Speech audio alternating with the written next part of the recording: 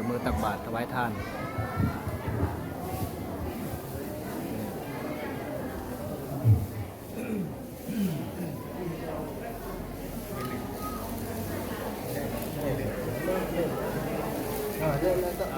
สบายเลยได้เพ่นเพ่นเพ่นทั้งพี่มาพี่มากล้องอยู่พี่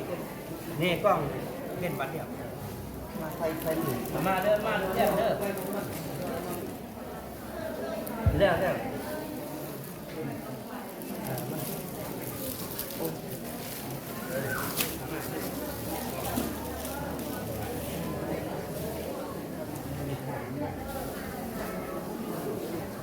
ขึ้นมาเด้อเที่ยงเด้อ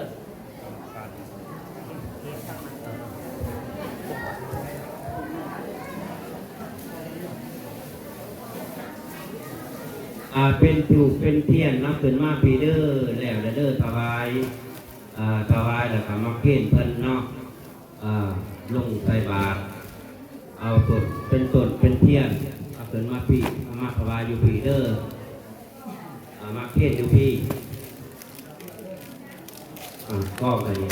ก็นาจับมาเยอะ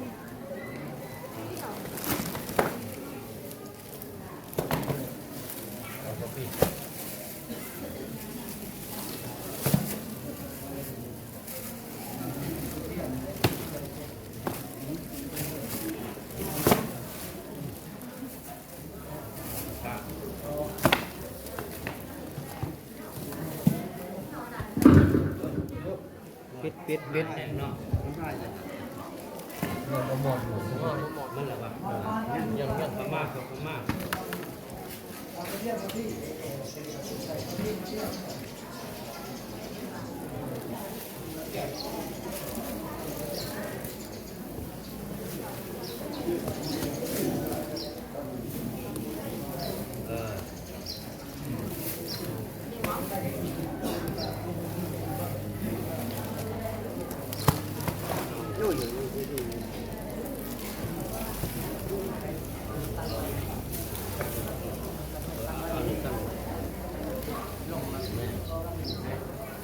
มันที่ลงน้ำออก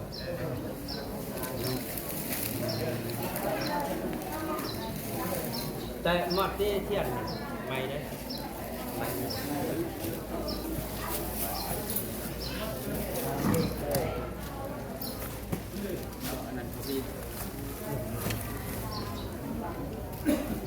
ถ่ายทั้งนั้นเลยนะ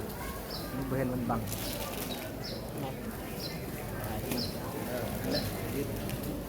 ตัวมันแบบ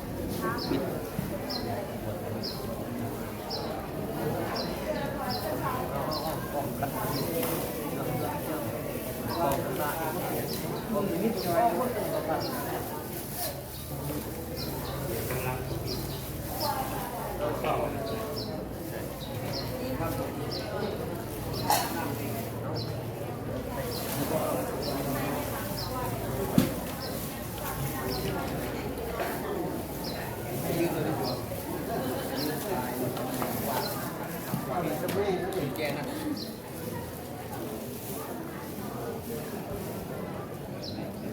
คุณจะได้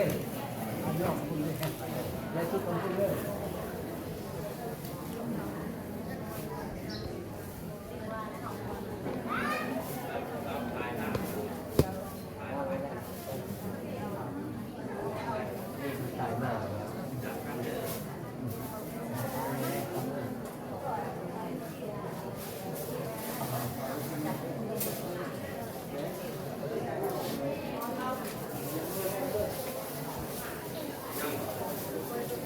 ก็จะว่านั่งประมาณแล้วตัว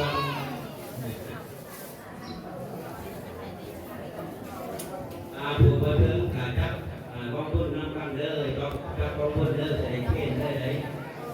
ความกองทุนความเทียนเนาะอนุโมทนากันเอาเขียนไปเลยอยู่ตรงนั้นแล้วไปโยมเขียนพวกเดียวนะครับฝ่ายทั้งหลังย้ายไปทั้งหลังพอเดอร์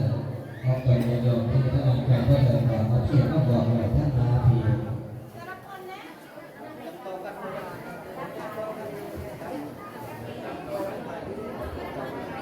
จับรอกันไปเรื่อยจับแพร่จับ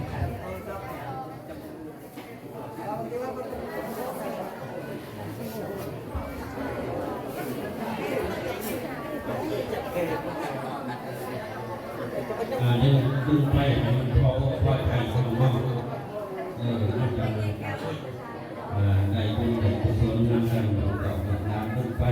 มันจะก่อบาดเนี่ยเอาไปดึงไปดึงไปมันออกมันถึงเนาะมีเอาบุญหวานปรารถนาไปผ่าไปผ่าคือไปเนี่ยเรียกว่าจับกันเด้อจับกองทุนจับเนาะเนี่ยสาธุนำกัน3เทื่อดังลำก็เด้อลำแน่ๆก็พ่อแล้วไปแล้วบอกไปมาชุดเลยซะดึงไปให้มันชุดมันก็เขาไว้เดียวย่างดึงไป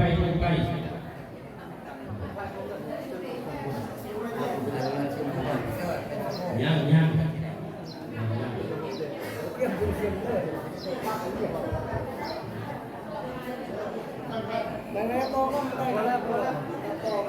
จับไล่ตัดต่อเลย เงินได้มาเด้อกับใจได้มาเด้อไฟเกาะที่ไฟเกาะไม่หรอกก็พันคน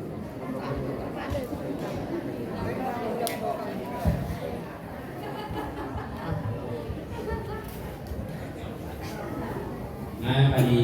ขาบลงเด้อสาธุนำกันเด้อพี่น้องลูกเก่าลูกหลานเด้อสาธุ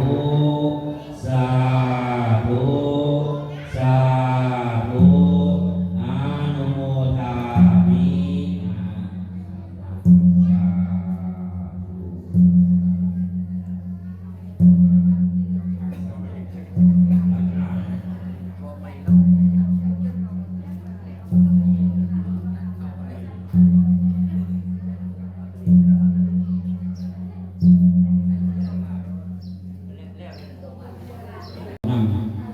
พ่อแม่ครูบาอาจารย์เพื่อสัก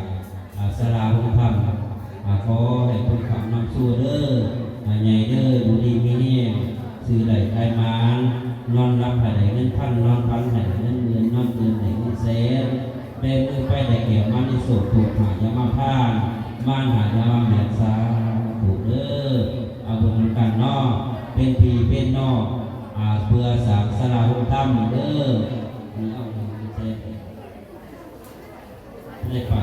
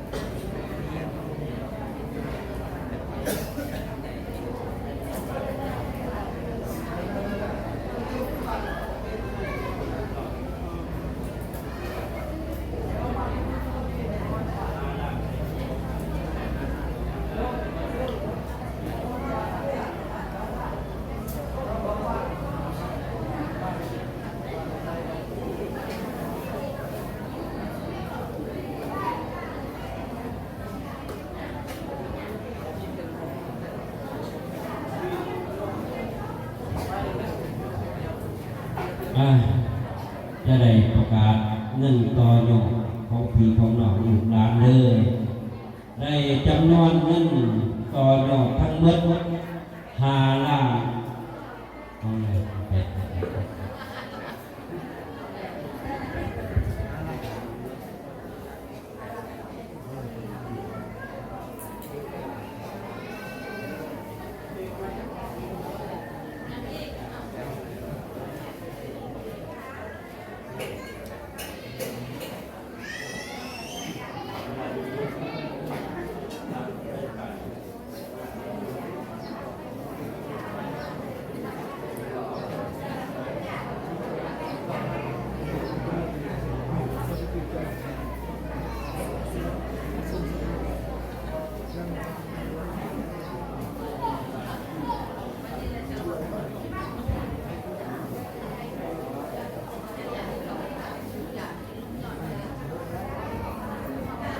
อันนี้เป็นมาต่อยอดนำลือข่าวค่ำนอนขอบขั้วต่อยอดมา200,000กับพอดีเป็น6 ล้านอะไร49,000อีกเนาะรวมทั้งหมดเจ้าภาพเจ้าศรัทธาบ้านไก่เลื่อนเตียงบ้านเป็นลาใหญ่บ้านเป็นลาน้อยบ้านกันดอนบ้านตะกัมบ้านโนนสัมพันธ์เนาะทั้งต่อยอดมาได้จำนวนพอดีเด้อพี่น้องเด้อเพื่อจะได้ร่วมกันสร้างศาลาธรรมขออนุโมทนานำบุญนานเด้อเพื่อจะได้เข่นเด้อเข่นเงินต่อยอดเด้อมื้อนี้เด้อสาธุนำกันเด้อพี่น้องเด้อ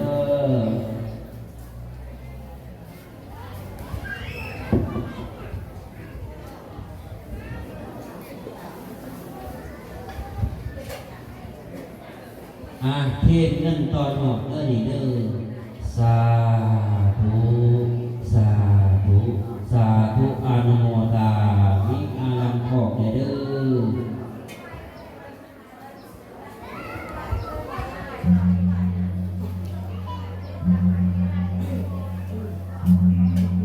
คือสิมันใส่บาตรแล้วเนาะใส่เมื่อไหร่เกี่ยมคารวะหับพ่อเนื้อพอดีเด้อเกี่ยมหน้าว่าท่านจะ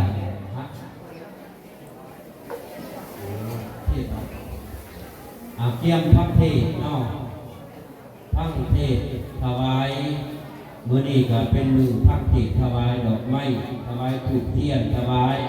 ผ้าไตรจีวรผ้าจำพรรษาเดือนเนาะกาเกี่ยมพักเทศทั้งกันเด้อสาธุสาธุพรหมาจโลกาธิปติสัมปติกตังสัพเพอันเทวรามัญญาจาภาสันติตาสัตตาปราสาติปุตนามาในงานบุญเข้าพรรษามื้อนี้ก็วันพุธวันที่29หรือ29ที่วัดจุฬาวัดบ้านจุฬาเมื่อตะแดงแขงเสกองนี่พอบ้านแสงสวากขาโตภะคะวะตาธัมโมธัมมังนัมสสามิเยมินาสการเรนะตังทังรังอภิปูชญามะโสติปันโนภะคะวะโตสาวกสังโฆสังฆังนามานินะโม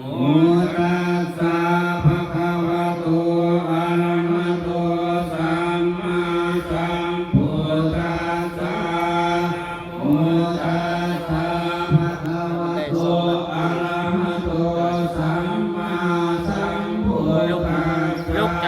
นะโมตัสสะ ลูกท้าทายเนี่ยทำอะไร2 นาทีหยุด โตสัมมาสัมพุทธัสสะพุทธังสรณังคัจฉามิธัมมังสรณังคัจฉามิสังฆังสรณังคัจฉามิทุติยามปิพุทธังสรณังคัจฉา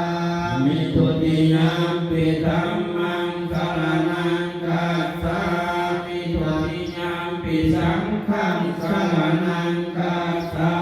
มิตติยามปิพุทธังสรณังปาลิสุตังอาสาวะขยาวะหังนิพพานาสังฆตังโหตุทุติยมปิสุตินังวัตเมทานังทานังเมปาลิสุทังอาสาวะขยาวะหังนิพพานาสังฆตังโหตุตาติยัมปิสุตินังวัตเมทานังทานังเมปาลิสุทังอาสาวะขยาวะหัง นิพพานังสังฆตังโหตุอนาคเตกาเลวัตถุทาน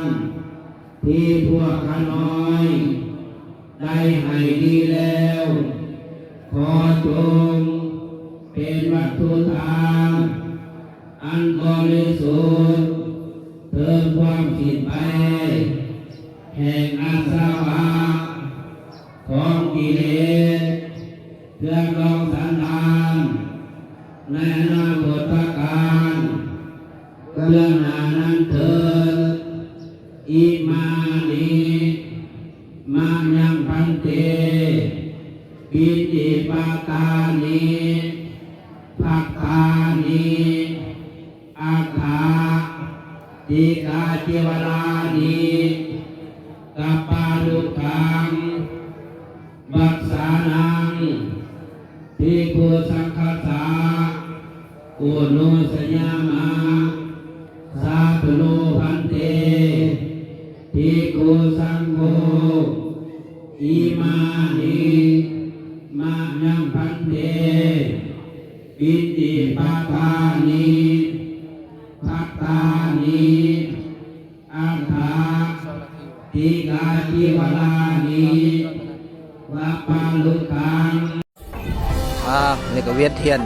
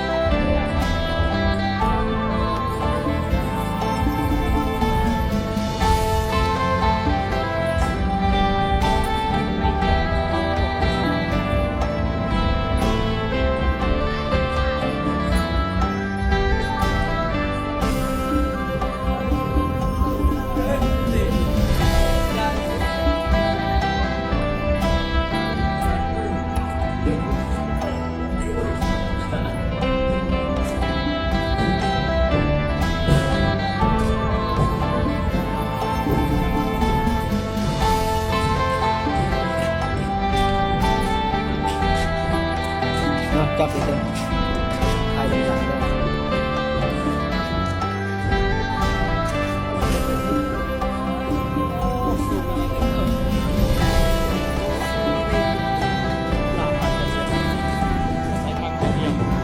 จะตีขี้พวกเรา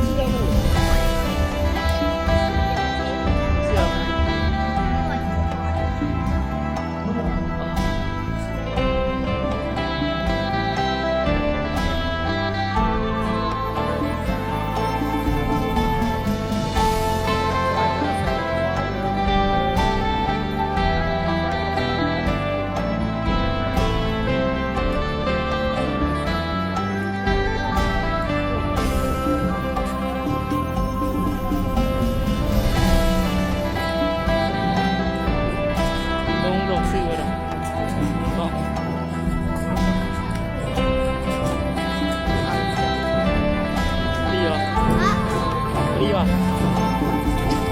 เจ็บแขน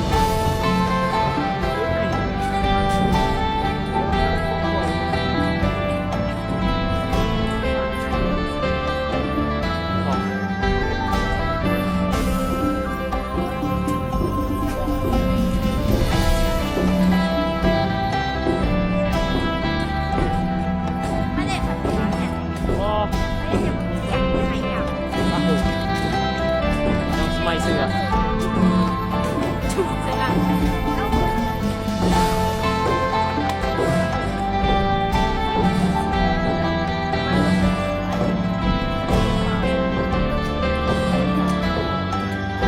ไม่ช่วยจะได้อาจารย์นุ่มแก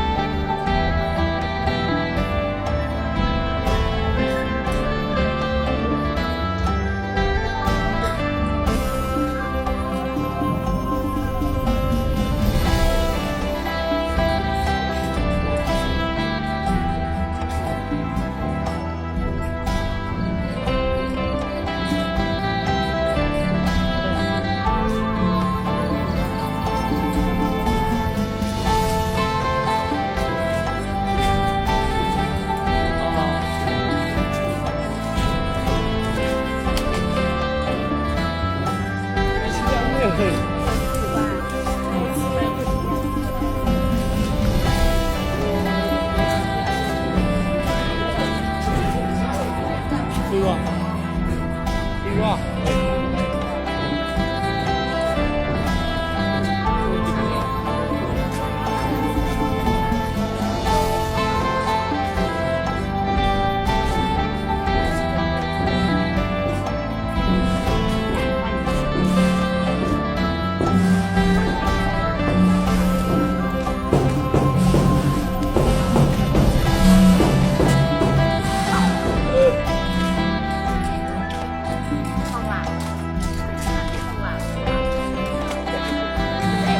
อยากนั่นเล่นบอล